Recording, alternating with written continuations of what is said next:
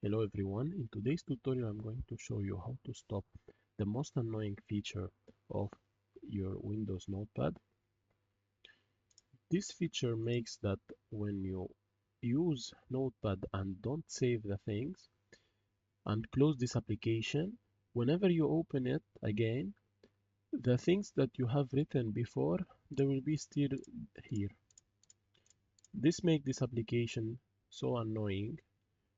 So to fix this, you must go to settings, and here you must put this in open in a new window, and then the next step is here, put this in start new session and discard your save changes.